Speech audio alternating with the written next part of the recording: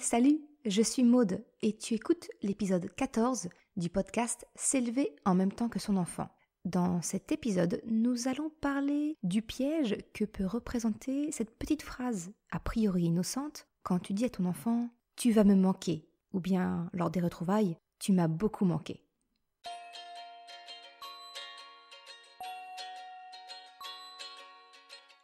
Salut et bienvenue sur le podcast S'élever en même temps que son enfant.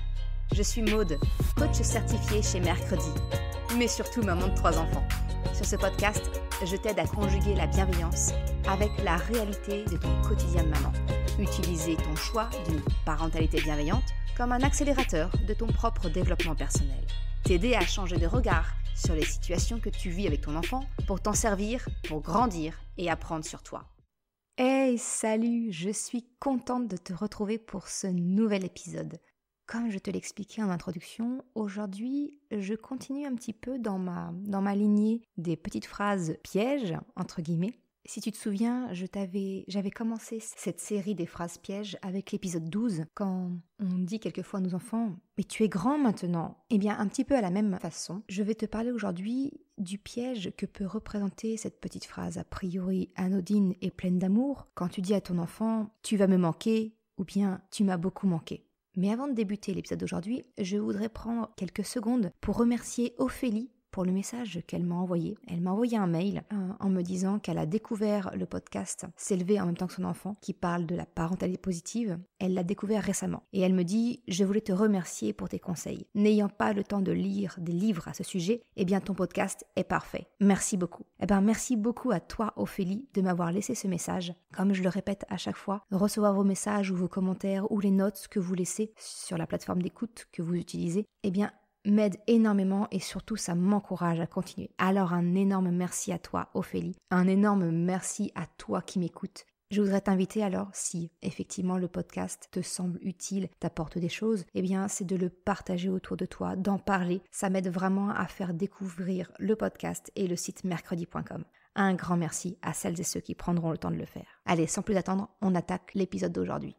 Comme je te le disais, la petite phrase « tu vas me manquer » ou bien « tu m'as manqué », on le dit toutes et tous à un moment donné. En tout cas, moi, je l'ai souvent dite avant ma fameuse prise de conscience. Que ce soit lorsque tu déposes ton enfant chez sa nounou, à la crèche ou à l'école, ou bien simplement quand tu passes le relais pour te ressourcer et que tu fais appel peut-être à une babysitter, à quelqu'un de ta famille ou de tes amis pour passer une soirée ou même quelques jours de vacances. Ça peut être aussi dans le cas d'une garde alternée. Tu peux aussi dire à ton enfant qu'il va te manquer quand il part chez l'autre parent. Bref, cette petite phrase, en apparence très innocente, mais révèle pourtant un piège inconscient. Et c'est ce dont je vais te parler aujourd'hui avec, comme d'habitude, des parades pour éviter ce piège à l'avenir. Alors, quel est le malentendu derrière la phrase « tu vas me manquer » Le piège qui se cache derrière cette petite phrase, c'est qu'il peut y avoir une différence entre ce que tu penses dire à ton enfant et ce que lui peut comprendre. Tu te souviens, c'est ce que l'on appelle une distorsion cognitive. Je t'en ai parlé dans un précédent épisode. Alors pour être précise, c'était l'épisode numéro 4 qui concerne les 2 raisons pour lesquelles toi et ton enfant, vous ne vous comprenez pas. C'est un peu comme à la manière du poème de Bernard Werber, je ne sais pas si tu connais, et il explique en fait qu'il y a 10 raisons pour que toi et l'autre, alors dans le cas de l'épisode aujourd'hui, l'autre c'est l'enfant, vous ne vous compreniez pas. Je vais rapidement te lire le poème, tu vas voir, il est très rapide. Entre ce que je pense, ce que je veux dire, ce que je crois dire, ce que je dis, ce que vous avez envie d'entendre, ce que vous entendez, ce que vous comprenez, il y a 10 possibilités qu'on ait des difficultés à communiquer. Mais essayons quand même. Si tu souhaites le retrouver, sache que c'est le poème qui s'appelle Tentative de Bernard Werber. Je te mettrai le lien, comme d'habitude, en description et tu le trouves également sur mon site mercredi.com. Revenons-en à nos moutons. Ce que tu penses dire à ton enfant.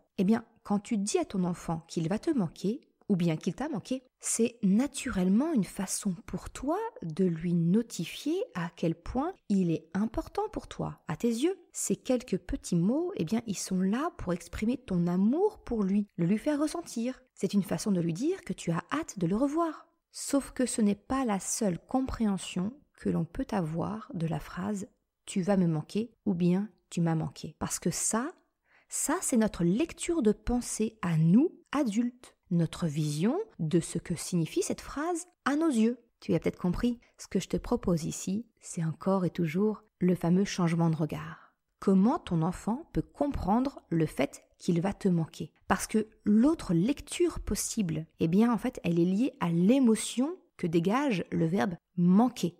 Manquer, cela signifie créer un vide. Le manque, il est souvent lié aux émotions de la tristesse, à la douleur. Eh bien, sous cet angle, tu comprends alors que ton enfant peut avoir l'impression que son absence va te rendre malheureuse. La conséquence naturelle, c'est que ton enfant ne va pas vouloir te laisser. Il voudra rester à tes côtés pour te protéger, entre guillemets, ne pas te faire souffrir. Il peut aussi, peut-être, ressentir de la culpabilité de partir, s'imaginant ta peine, le manque que sera son absence pour toi. D'une certaine façon, ton enfant va peut-être comprendre que maman, elle est malheureuse sans moi. Alors, si je pousse encore un peu plus loin, ton enfant peut éventuellement se sentir un peu perdu face à l'apparente contradiction de tes signaux. D'un côté, tu te sépares de lui, en le déposant à la crèche, chez Nounou, à l'école, ou bien en le faisant garder par quelqu'un d'autre. Et de l'autre côté, tes mots, tu vas me manquer, laisse penser ta peine et ta souffrance de te séparer de lui. C'est complètement contradictoire pour lui. Eh bien, cette apparente incohérence peut générer peut-être de l'anxiété, du stress, de l'incompréhension chez ton enfant, car il ne sait plus comment réagir, quoi croire. Ça te rend triste? Ou bien c'est ce que tu souhaites? Tu comprends? Cette petite phrase « tu vas me manquer » ou « tu m'as manqué », elle peut générer des quiproquos, des malentendus entre toi et ton enfant. Alors comment faire pour éviter de tomber dans ce piège? Ce que je te propose, c'est au lieu de mettre l'accent lors de la séparation sur l'émotion négative qui est sous-entendue par le mot manquer, eh bien c'est au contraire de mettre l'accent sur l'émotion positive des retrouvailles. Alors concrètement, au moment de la séparation, lorsque tu quittes ton enfant, tu peux lui montrer ton amour en lui souhaitant une bonne journée. Tu peux tester son ressenti en interrogeant ses émotions.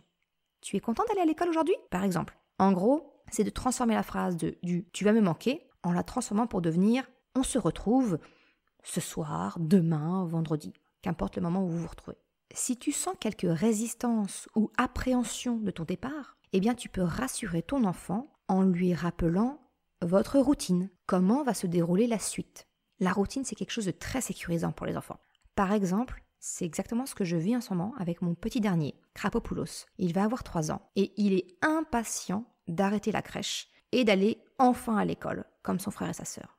Et alors, entre parenthèses, je sais très bien qu'après une journée ou deux d'école, son ressenti, ça va être « Ok, l'école, c'est bien, maintenant, je sais ce que c'est fini pour moi, je veux retourner à la crèche. » Ça, c'est un grand classique. Mais bon, ça, c'est encore autre chose. Pour en revenir au sujet, les dépôts à la crèche sont devenus un peu compliqués ces derniers temps, parce qu'en fait, il ne veut plus y aller. Alors, ce qui aide beaucoup, c'est lorsque je lui décris le déroulé de la journée.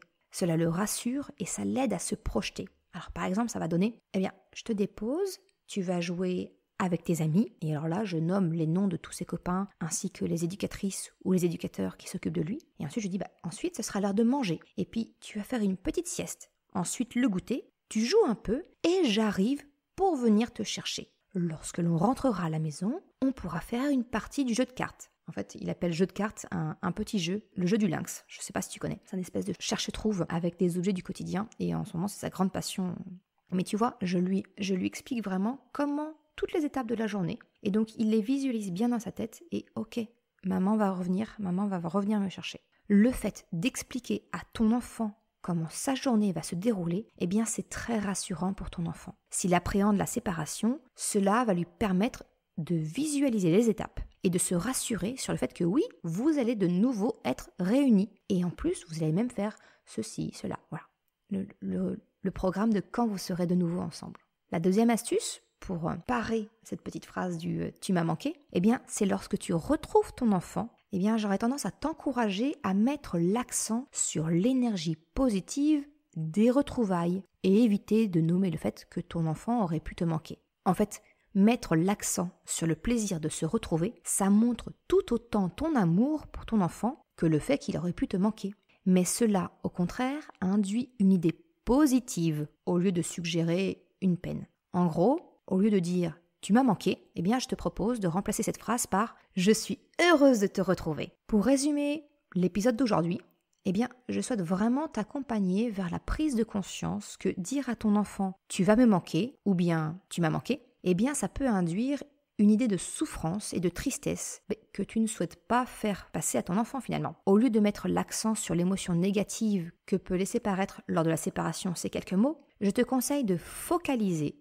sur les émotions positives des retrouvailles. Ainsi, la séparation avec ton enfant, elle est liée à des émotions positives, la joie des retrouvailles, et non pas de la tristesse ou de la peine qui est suggérée par le verbe manquer.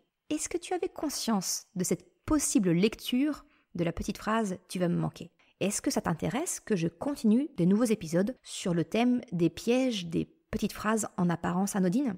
Si c'est le cas, n'hésite pas à me le dire en me laissant un commentaire sur ta plateforme d'écoute ou bien par mail ou même carrément sur Instagram. Ça me permettra encore une fois d'adapter vraiment le contenu à ce qui t'est utile.